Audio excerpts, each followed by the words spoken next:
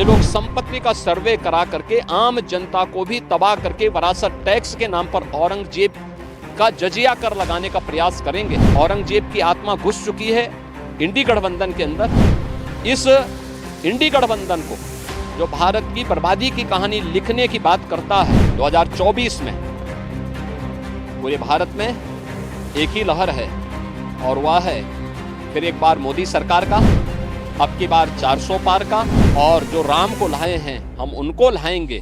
लोकसभा चुनाव का 4 चरण संपन्न हो चुके हैं। पूरे देश के अंदर मोदी जी की जो लहर है वह एक सुनामी बनकर के सामने आ चुकी है। कांग्रेस नेतृत्व का इंडी गठबंधन पूरी तरह इसकी हवा निकल चुकी है। इनकी नकारात्मक राजनीति को जनता ने पूरी तरह खारिज किया है। मुझे आश्चर्य होता है कि कांग्रेस के अध्यक्ष मल्लिकार्जुन खड़गे जी, उनको सच बोलने की आदत डालनी चाहिए। यूपी में तो कांग्रेस का वैसे भी सफाया है, बुनी नहीं खुलने वाली इनकी। और कांग्रेस हो या समाजवादी पार्टी, जिन लोगों ने हमेशा बंटवारे की राजनीति की हो, कांग्रेस का तो इतिहास है, देश को पहले बांटा, फिर जाति मत और मजहब के आधार पर पूरे देश को बांटा, क्षेत्र और भाषा के आधार पर बांटा। आज फिर उसी प्रकार की विभाजन की राजनीति ये लोग करके देश की पूर्ण क्षति करना चाहते हैं। भारत का जागरूक मतदाता 2014 में कांग्रेस से पिंड छुड़ा चुका है। अब कांग्रेस कभी पुनः देश के अंदर सत्ता में नहीं आ सकती है। दूसरा, झूठ बोल करके गुमराह करने की जो राजनीति करते हैं। बाबा साहब भीमराव अंबेडकर का सर्वाधिक अपमान कांग्रेस ने किया।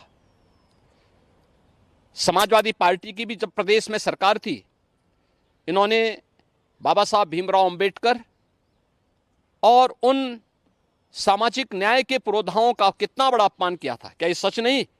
2012 में समाजवादी पार्टी के अध्यक्ष,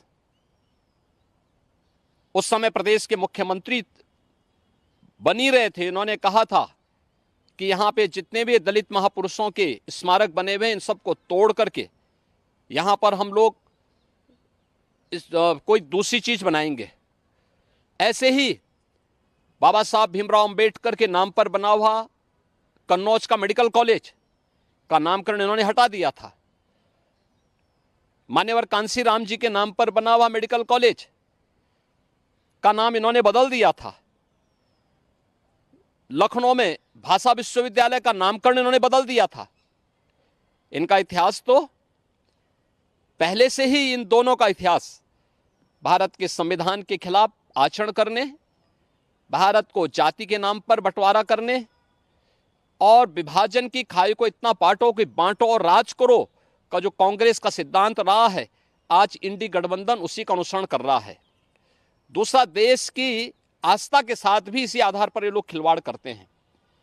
यही खड़गे जी है ना, जिन्होंने भगवान राम और भगवान शिव को ही लड़ाने का प्रयास किया था। यानी जब जातीय लड़ाई ये लोग नहीं करा पाए और जातीय संघर्ष के आधार पर वर्ग संघर्ष की स्थिति पैदा करने में विफल रहे, तो इन लोगों ने भगवान राम और भगवान शिव के बीच में ही लड़ाई करवाने का प्रयास किया था। ये तो इनकी क्षुद्र मानसिकता है जो इस तरीके से भारत की आस्था के साथ खिलवाड़ कर रहे हैं।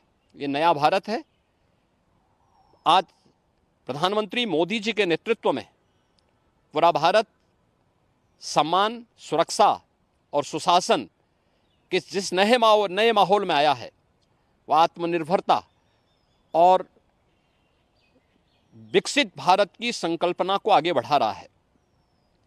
विकसित भारत की संकल्पना से बड़ा दुखद है कि जिस विकसित भारत में बिना किसी भेदभाव के हर एक गरीब के जीवन में परिवर्तन होने वाला है, उस विकसित भारत की संकल्पना से कांग्रेस, समाजवादी पार्टी और इंडी गठबंधन के नेताओं को चिढ़ क्यों है? ये लोग इस बात से चिढ़े हुए हैं कि मोदी जी के नेतृत्व में भारत क्यों तेजी से आगे बढ़ रहा है। और इसीलिए कभी ये पाकिस्तान की वकालत करते हैं, कभी ये लोग जातीय जनगणना के आधार पर समाज को ही आपस में बांटने की वकालत करते हैं, कभी ये लोग संविधान में छेड़छाड़ की बात करके और गुमराह करने का प्रयास कर रहे हैं। सच्चाई यह है कि संविधान में जितना संशोधन और जितना ज़्यादा छेड़छाड़ कांग्रेस ने की, उतना किसी ने नहीं किया। और आज भी कांग्रेस और समाजवादी पार्टी लगातार इस प्रकार का षड्यंत्र कर रही है, जो देश और समाज के लिए अपूरणीय क्षति हो सकती है। देश का जागरूक मतदाता, कांग्रेस और इंडी गठबंधन से जुड़े हुए जितने भी दल हैं, जो आज अनुसूचित जाति, जनजाति और पिछड़ी जाति के आरक्षण के अधिकार पर सेंध लगाना चाहते हैं, इनको पूरी तरह 4 चरणों में खारिज कर चुका है। आने वाले चरणों में भी जो शेष 3 चरण हैं, इनमें यूपी के अंदर भी और देश के अंदर भी जनता जनार्दन पूरी तरह खारिज करेगी।